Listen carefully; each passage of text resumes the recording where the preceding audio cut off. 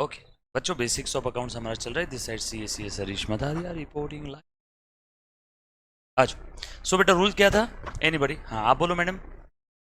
Assets, इस ब्रह्मांड के जितने भी assets, drawing, debtors, expense, losses, ये टाइप के अकाउंट है, इन सबका हमेशा कौन सा बैलेंस रहेगा? Debit balance. Means asset, drawing, debtors, expense, losses, इस टाइप के अकाउंट अगर बढ़ते हैं तो डेबिट करो। Asset, drawing, debtors, expense, losses, इस टाइप के अकाउंट कम होते हैं तो क्रेडिट करो। वापस, asset, drawing, debtors, expense, losses, इस टाइप के अकाउंट बढ़ते हैं तो डेबिट करना है। अपोजिट, कम हो रहे हैं तो क्रेडिट करना है। वैसे liability, capital, creditors, income and gain, liability, capital, creditor, income, gain, इस टाइप के अकाउंट अगर बढ़ते हैं तो क्रेडिट करो, कम होते हैं तो डेबिट करो। ये बात समझ में है सभी को? सो रूल बहुत सिंपल है, डेबिट बैलेंस वाले अकाउंट बढ़ते हैं तो डेबिट करो, क्रेडिट बैलेंस वाले अकाउंट बढ़ते हैं तो क्रेडिट करो। अपोजिट बोलने का काम नहीं। अच्छा, ये बढ़ना कम होना कहां समझ में आएगा? ट्रांजेक्शन से। चलो आप बताओ बेटा रूल, लास्ट बेंच। हाँ बोलो। हाँ बरोबर है। अच्छा, ये बढ़ना कम होना कहां से समझ में आएगा? ट्रांजेक्शन से। ट्रांजेक्शन बढ़ना है, मातृभाषा में कन्वर्ट करना है और चेक करना है कौन सा अकाउंट बढ़ रहा है, कौन सा कम हो रहा है। हाँ और बताओ बेटा, इसी में अगला पार्ट आप बोलो। बरोबर है। Are credit balance, are always having credit balance. Credit balance if further increase will be credited, कम हो रहा है तो डेबिट करो। बरोबर है। आप बोलो बेटा पूरा रूल एक साथ। हाँ आप ही।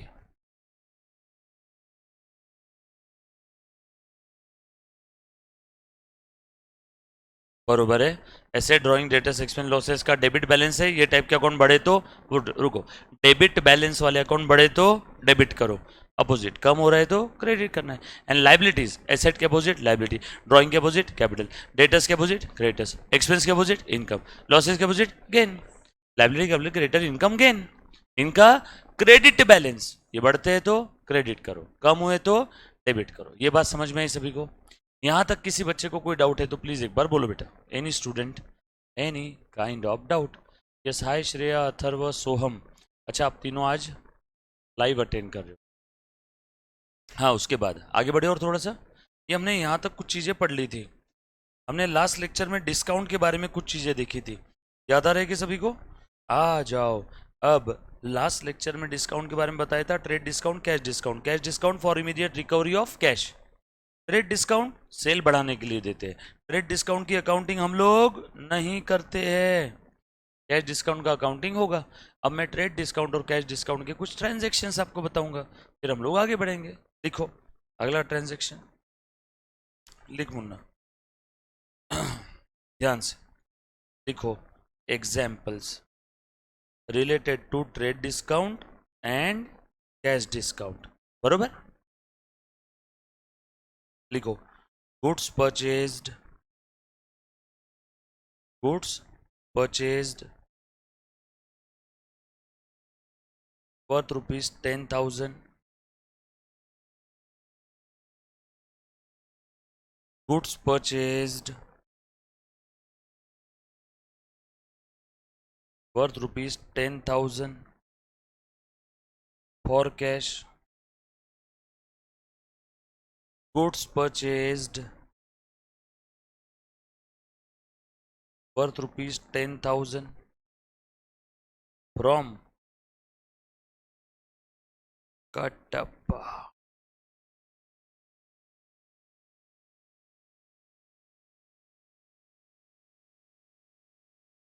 goods purchased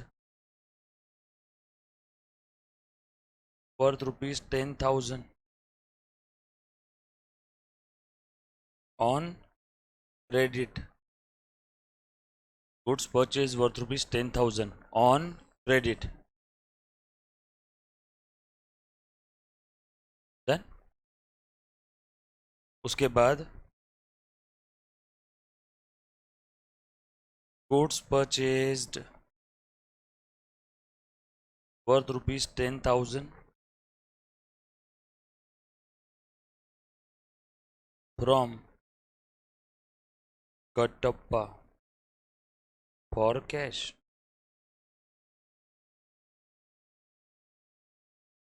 trade discount, cash discount का इसी में हम लोग आगे एग्जांपल एक्सटेंड करते हैं, बट पहले मुझे इसकी एंट्रीज बता दो वन बाय वन।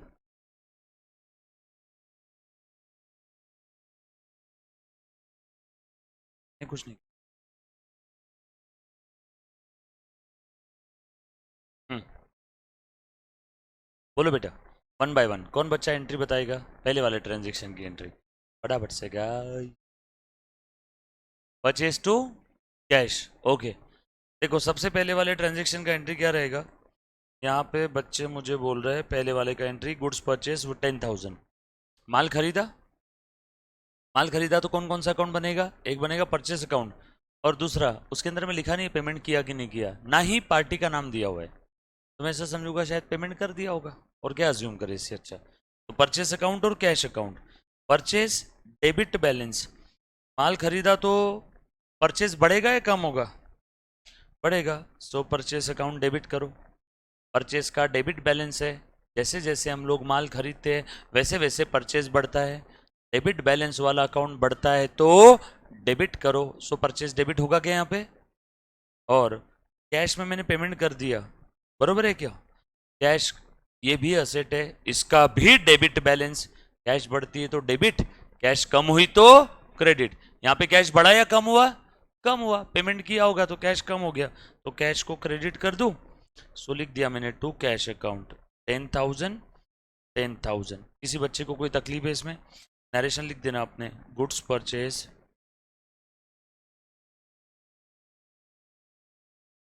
और कैश, इजी था, सिंपल था एकदम। Goods purchase for cash, first transaction over, लिख लिया है सभी ने, पक्का। चलो आगे, उसके बाद मिटा दूं फर्स्ट ट्रांजेक्शन को, सेकेंड, कौन बताएगा बेटा सेकेंड, हाँ, goods purchase ₹10,000 for cash, sir same entry रहेगी, यहाँ पे लिखा हुआ है फॉर कैश, ऊपर हमने अज्यूम कर लिया था कि कैश में खरीदा होगा पहले वाले में, same entry, purchase account debit to cash account, same जो पहली वाली एंट्री थी,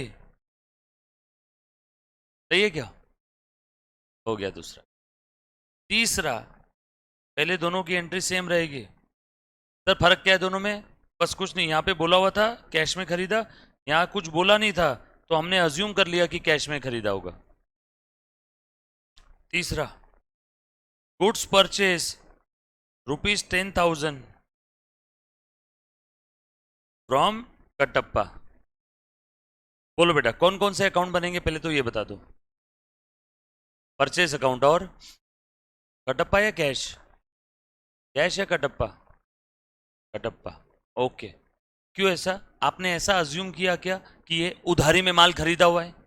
अब ध्यान से सुनना, काफी बार बच्चों को समझने में तकलीफ होती है कि ट्रांजैक्शन नगदी है कि उधारी है, तो कैसे समझना है, ट्रांजैक्शन पढ़ना है सबसे पहले, रीड द ट्रांजैक्शन, ट्रांजैक्शन पढ़ के उसमें चेक करो, इंफॉर्मेशन अबाउट कैश गिवन, ये information about cash, about cash बोलने से अच्छा अबाउट सेटलमेंट लिखता हूँ, सेटलमेंट, तो सेटलमेंट क्या होता है, अरे बाबा मैंने माल खरीदा पैसे दे दिए सेटल हो गया ना, एक और एग्जांपल, माल खरीदा गोल्ड दे दिया सेटल हो गया ना, एक और एग्जांपल, माल खरीदा 10,000 का, 10,000 का मैंने चेक दे दिया सेटल हो गया, माल खरीदा 10,000 का, 10,000 का गोल्ड दे दिया सेटल हो गया, माल खरीदा 10,000 की कैश दे दी सेटल हो गया, यानी ट्रांजैक्शन सेटल हो गया, ऐसा अगर कुछ बोला हुआ है इंफॉर्मेशन अबाउट सेटलमेंट गिवन, तो समझ जाना कि वो कैश ट्रांजैक्शन है, ट्रांजैक्शन सेटल हो गया तो कैश ट्रांजैक्शन है। या फिर information about settlement not given,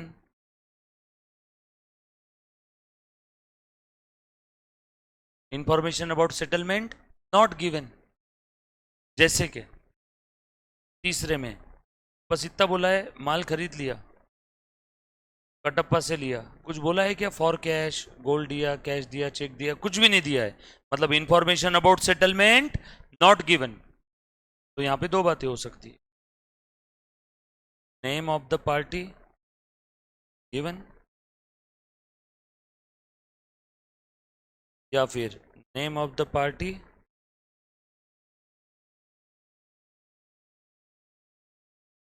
not given.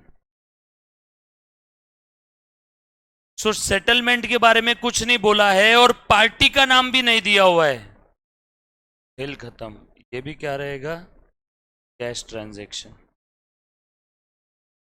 जैसे पहला वाला, सेटलमेंट के बारे में कुछ बोला है क्या पहले वाले में? नो, बस इतना बोला है माल खरीदा, ऐसा बोला है क्या पैसे दे दिए? सेटलमेंट के बारे में कुछ नहीं दिया और पार्टी का नाम भी नहीं दिया, इसीलिए पहला ट्रांजैक्शन मैंने कैसे अज्यूम किया?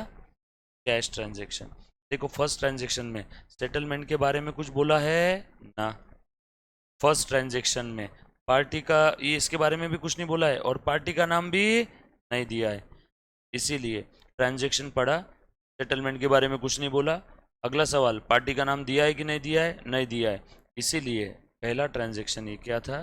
कैश। दूसरा ट्रांजैक्शन पढ़ लिया और कैश, सेटलमेंट के बारे में दिया हुआ है, देखो दूसरा वाला क्या है? Cash transaction. तीसरा वाला ट्रांजैक्शन पढ़ लिया, सेटलमेंट के बारे में कुछ बोला है क्या? नो। आगे बढ़ो, पार्टी का नाम दिया है कि नहीं दिया है? दिया है, तो ये क्या रहेगा? अब ध्यान से सुनना, क्रेडिट ट्रांजैक्शन।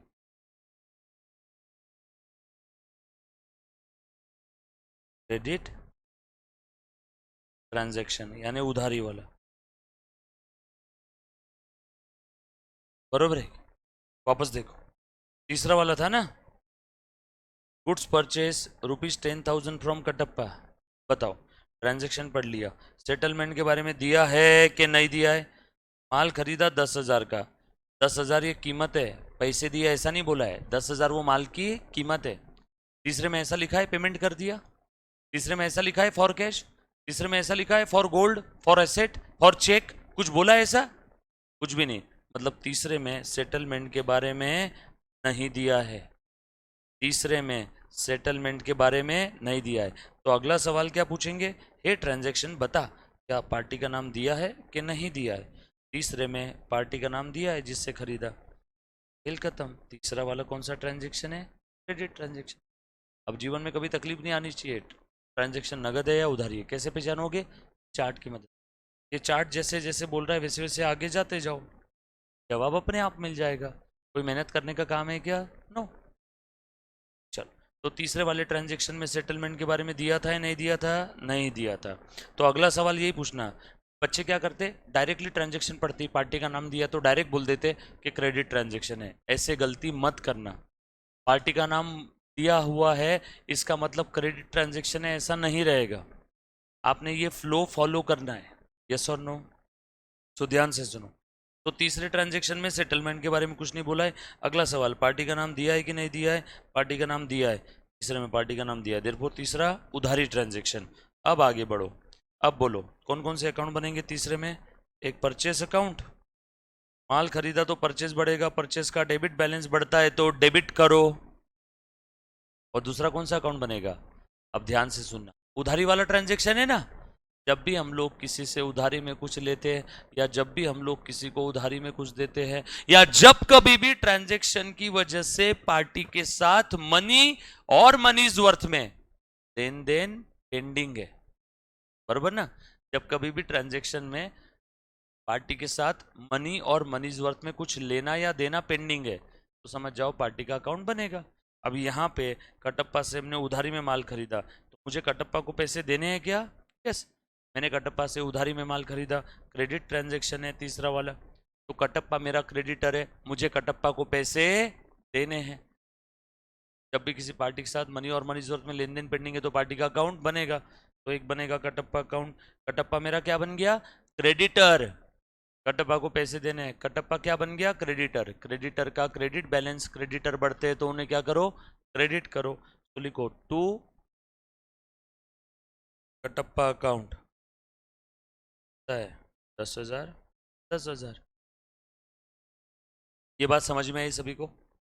इसमें किसी बच्चे को कोई डाउट है? सिंपल था एकदम, तो आसान है ना। तो बच्चों ध्यान से सुनना, तीसरे वाले ट्रांजेक्शन में मैंने माल खरीदा, पार्टी का नाम दिया हुआ था, बरोबर है, और सेटलमेंट के बारे में कुछ नहीं बोला था। पार्टी का नाम दिया हुआ था, सेटलमेंट के बारे में कुछ नहीं बोला है, तो क्या रहेगा, क्रेडिट ट्रांजेक्शन।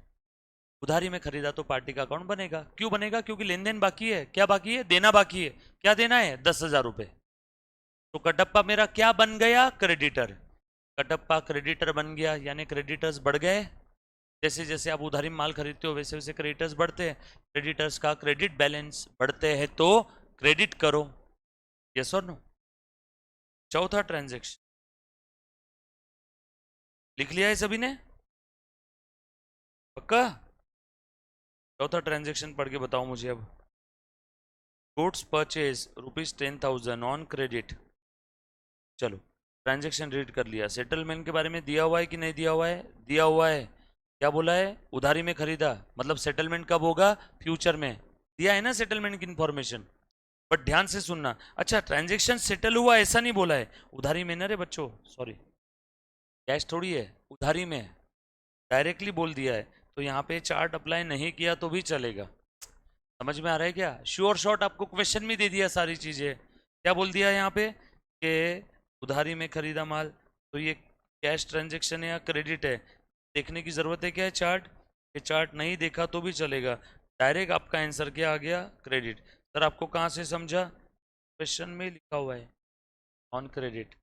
तो अब बताओ, तब जबरदस्ती हम लोग फॉलो करेंगे क्या चार्ट, यस और नो?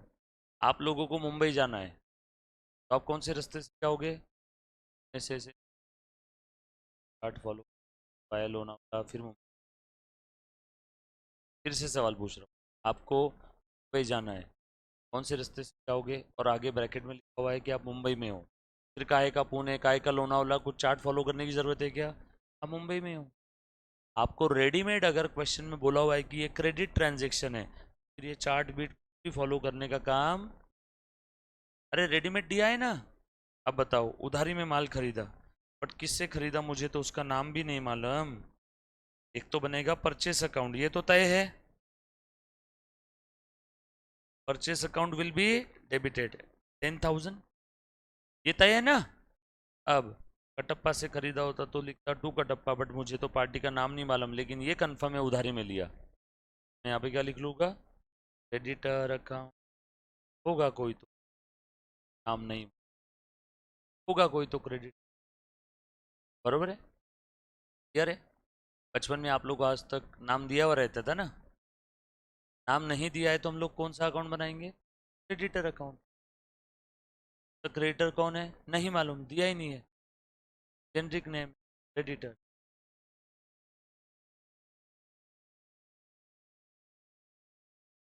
जैसे किसी को आवाज़ देना है, उसका नाम नहीं मालूम तो ओ भाई साहब, बहन जी, भाई साहब, जेनरिक नेम। वैसे ही यहाँ पे जिस किसी को पैसे देना है उसको हम लोग क्या बोलते हैं, जनरल, इन जनरल अकाउंट्स में क्रेडिटर। क्लियर है, लास्ट वाला लिख लिया क्या सभी ने,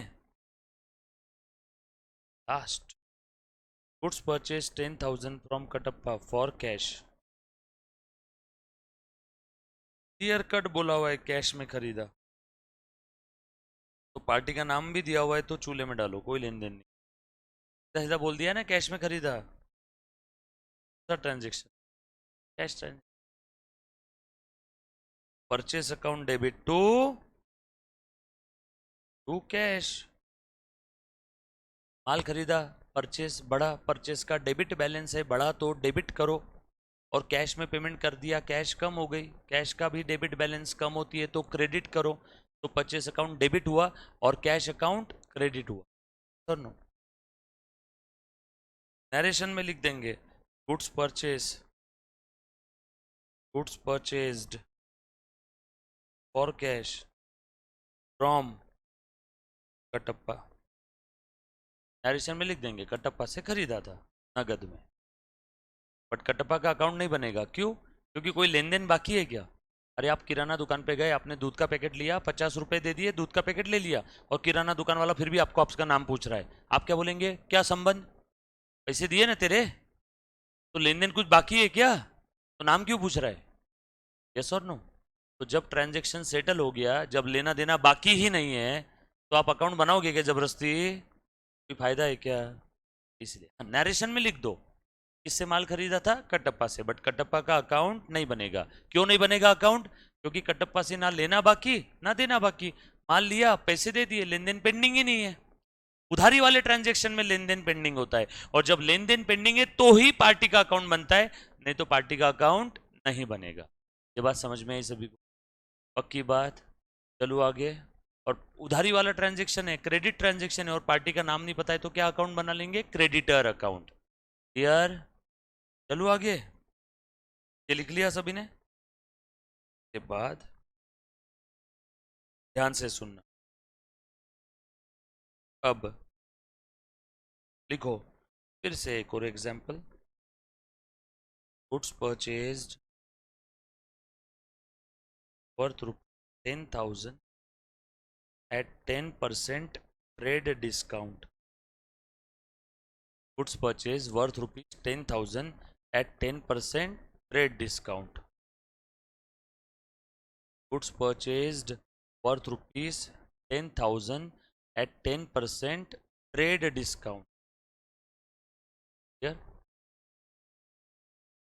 हाँ मुन्ना, बोलो क्या ट्रांजेक्शन रहेगा यहाँ पे? एक तो बनेगा परचेज अकाउंट, बराबर है, और ट्रेड डिस्काउंट जब भी दिया रहता है तो हमने क्या पढ़ा था? Straight way deduct, straight way deduct, straight way deduct the amount of trade discount, लिखवा के दिया था क्या? From transaction price and pass the entry for balance amount. बोलो, देखा था ट्रांजैक्शन प्राइस 10,000, ट्रेड डिस्काउंट कितना था? 10%। 10,000 का 10% 1,000, बचा कितना? Balance amount. ये बैलेंस अमाउंट की हम लोग क्या करेंगे? एंट्री। परचेस अकाउंट डेबिट, और पैसे दे दिए होंगे।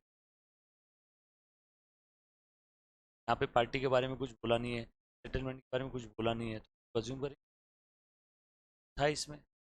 बोलो, ट्रेड डिस्काउंट का 1,000 का कहीं पे भी अकाउंट बना क्या? कहीं कुछ आया अकाउंटिंग में? आया नरेशन में? Goods purchased at 10% trade discount, हो गया वो पूरा पूरा लिखना है बेटा, एज इट इज। समझ में आया? तो आज के बाद अगर आपसे कोई ट्रेड डिस्काउंट का अकाउंट क्यों नहीं बनता, तो उसको बोलना उसके पीछे वजह सुन। ट्रेड डिस्काउंट ये अक्रॉस द काउंटर दिया जाता है, और स्ट्रेट वे प्राइस में से ही उतना अमाउंट कम कर दिया, तो पूरा का पूरा ट्रांजेक्शन ही बची हुई अमाउंट का है, तो हम लोगों को ट्रेड डिस्काउंट कहीं पे कंसिडर करने की जरूरत ही नहीं। अरे हमने कीमत ही कम कर दी ना। यस और नो? तो जो भी लेन देन रहेगा वो सब लेन देन किससे रिलेटेड है? बैलेंस अमाउंट से रिलेटेड। जो भी लेन देन रहेगा वो किससे रिलेटेड है? बैलेंस अमाउंट से रिलेटेड। All set? डन? के बाद goods purchased for rupees 10,000 at 10% trade discount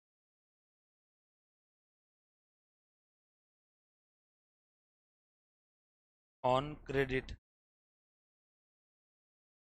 from Tappa. बोलो अगेन, सेम चीज। ट्रेड डिस्काउंट है तो straight way deduct the amount of trade discount from transaction price and pass the entry for balance amount. Trade discount सारे transaction में आता है, चाहे cash हो चाहे क्रेडिट हो, दिमाग नहीं लगाना है बिल्कुल भी। देखो, परचेज अकाउंट डेबिट आएगा 9,000 और 2 पैसे दिए रहते तो लिखता 2 कैश, पर उधारी में खरीदा तो कटप्पा मेरा क्या बन गया, क्रेडिटर। क्रेडिटर का क्रेडिट बैलेंस, क्रेडिटर्स बढ़ते हैं तो क्रेडिट करो, नरेशन लिख बचे on credit at 10% rate discount.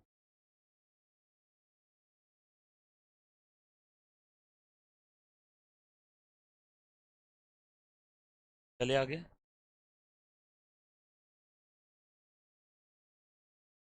Next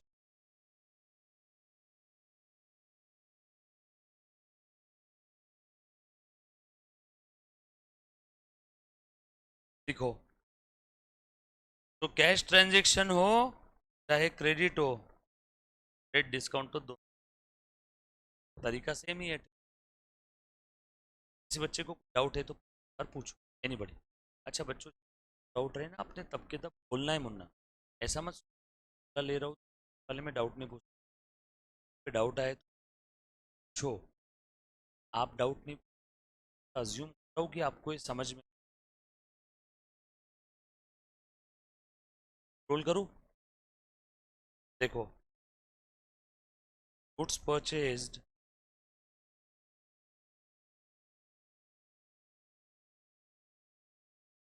worth ₹10,000 at 10% rate discount and 5% cash discount और कैश मतलब नगदी में जाए, और कैश मतलब नगद परचेस किया बेटा। बोलो एंट्री क्या रहेगी, अगेन सेम तरीका। ट्रांजैक्शन प्राइस कितना था, 10,000। सबसे पहले क्या करो, straight way deduct the amount of trade discount.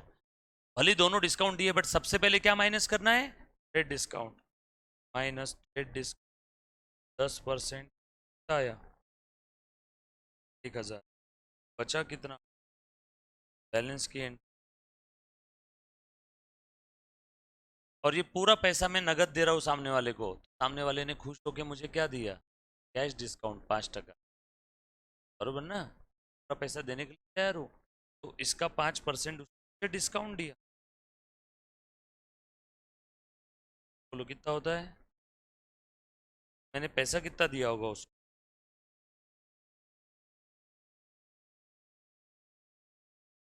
Yes और नो। अरे बाबा 9,000 में तुरंत सेटल करने के लिए तैयार हूँ, तो उसने मुझे 9,000 का खुश होके क्या दे दिया, 5% और कैश डिस्काउंट। बोलो एंट्री क्या रहेगी, मैंने माल कितने का खरीदा, 9,000 का, 10 नहीं आएगा, ये अकाउंटिंग में नहीं आएगा बेटा कहीं पे भी। अकाउंटिंग जो भी होगी कहाँ से होगी, यहाँ से। फ्रेंड्स सभी को 9,000, यार तो परचेस अकाउंट डेबिट 9,000। मैंने पैसे कितने दिए, कैश कम कितनी हुई मेरे पास से, कैश कितनी कम हुई, 8,550। कैश कम हो गई तो कैश को क्रेडिट करो, 8,550। कैश कम हो, कैश को क्या करो, क्रेडिट करो, 8,550 के बाद डिस्काउंट मुझे कितना मिला, सर आपको किस समझा आपको डिस्काउंट मिला, अरे मैं परचेसर हूँ, मैं बायर हूँ, बायर को डिस्काउंट मिलता है, मुझे डिस्काउंट कितना मिला, 450 रुपये डिस्काउंट मिला। वेट, डिस्काउंट मिला तो मेरे लिए खर्चा है कि इनकम है, इनकम। डिस्काउंट बांट रहा हूँ तो खर्चा, मिल रहा है तो इनकम गेन है ना, डिस्काउंट मिल रहा है तो मेरा फायदा है, फायदे का credit balance, all liabilities capital creditors income gain, फायदे का क्रेडिट बैलेंस, फायदा बढ़ता है तो क्रेडिट करो। फायदे का नाम क्या है, अकाउंट, डिस्काउंट अकाउंट 450। बात समझ में आई क्या सब, कौन से डिस्काउंट का अकाउंट बना, कैश डिस्काउंट, तो लिखो ना ऐसा कैश डिस्काउंट, लिखने की जरूरत नहीं। डिस्काउंट अकाउंट बना मतलब कंफर्म कैश ही है, ट्रेड का तो अकाउंट बनता ही नहीं है, तो अकाउंट बना तो कौन सा डिस्काउंट होगा, कैश डिस्काउंट ही होगा। डाउट है तो अरे देखो, समझो, इसे देखो, डाउट आए तो मुझे वापस पूछो, सर घुमाओ, आप अपने आप से पूछो क्या हो रहा है, कौन सा कैसे डेबिट हुआ, क्यों नहीं समझा तो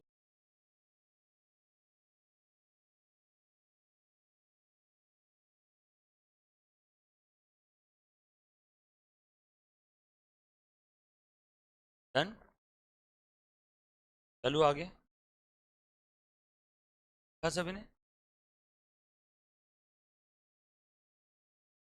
थोड़ा सा और detail.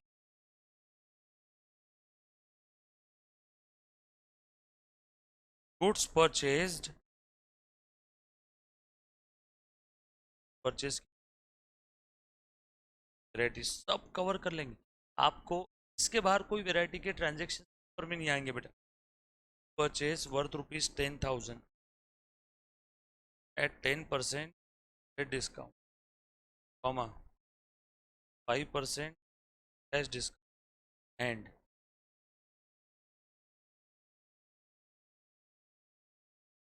1/4 amount paid in cash, balance payable. Kattappa, Kattappa से उधारी में माल खरीदा, 10% ट्रेड डिस्काउंट मिला, 10%, 5% कैश डिस्काउंट मिला, 1/4 अमाउंट हमने तुरंत पे किया कैश में, बचा हुआ अमाउंट 3/4 ना, एक का 1/4 दे दिया तो बचा कितना, 3/4, 3/4 स्टिल पेएबल। कौन बच्चा ट्राई,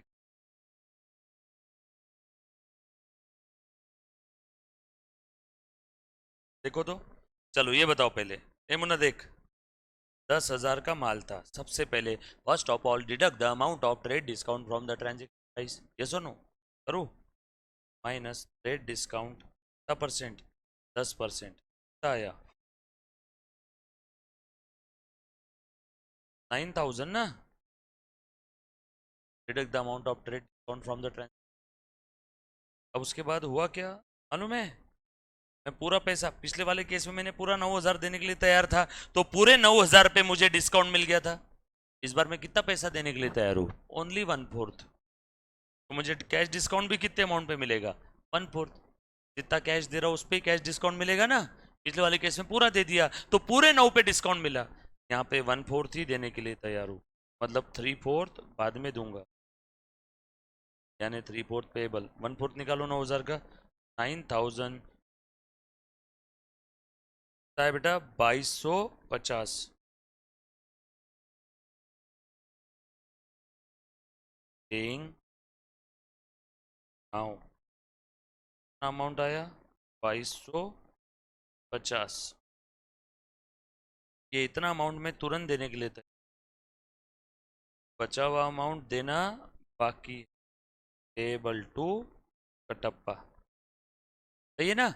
अब इतना अमाउंट मैं कटप्पा के पास लेके जा ही रहा था, कटप्पा ने बोले अच्छा आप इतना अमाउंट तुरंत देने के लिए तैयार हो, मैंने बोला हाँ, चलो हम भी आपको 5% डिस्काउंट देना,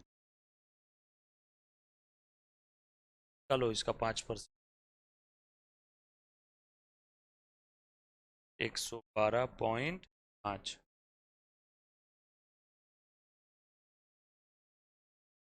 तो आपको कितना पैसा नेट देना पड़ेगा, 137.5, कितना पैसा अभी दे, आप टोटल कितना पैसा देने के लिए जा रहे थे, 2,250, आपने बोला 1/4 तो मैं अभी दे रहा हूँ, 9,000 का 1/4 2,250, आप 2,250 अभी देने के लिए जा रहे थे, कटप्पा ने बोला हम 5% कैश डिस्काउंट देते हैं, तो ठीक है आप इतना अमाउंट अभी दे रहे, तो इस अमाउंट के ऊपर 5% आपको डिस्काउंट मिलेगा, तो डिस्काउंट कट करके आपको मात्र कितने देने पड़ेंगे, 1,375, और बचा हुआ amount still payable to Kattappa, Kattappa बचे हुए अमाउंट के लिए क्रेडिटर है क्या मेरा, देखो, purchase account, purchase account debit कितने हुआ, माल कितने का खरीदा, 9,000, पैसे कितने दिए,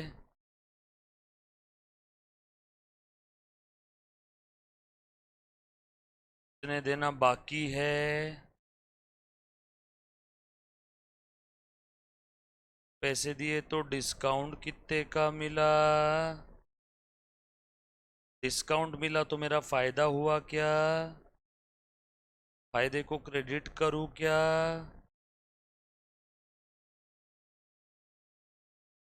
टैली हो गई क्या एंट्री? देखो आपका डेबिट और क्रेडिट सेम होना चाहिए हर बार। कार्ड भी बना, सिंपल है ना, जो जो अंग्रेजी में बोला था उसी को मैंने चार्ट के फॉर्म में लिखा है। और कुछ था इसमें? ईमानदारी से। पहले देखो वापस।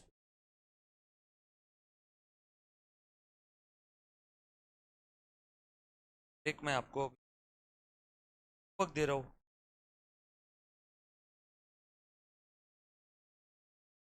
आप पहले क्वेश्चन देखो, फोर वाला जो है ट्रांजेक्शन, नहीं समझा तो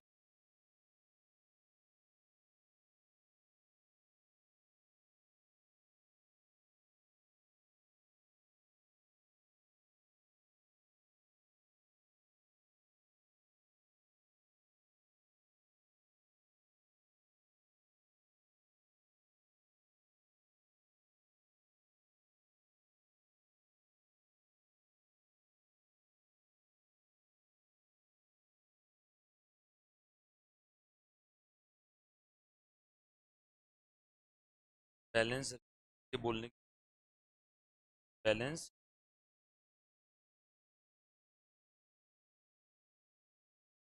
बाहुबली। पांचवा ट्रांजेक्शन आज आप घर पे ट्राई करोगे। डन।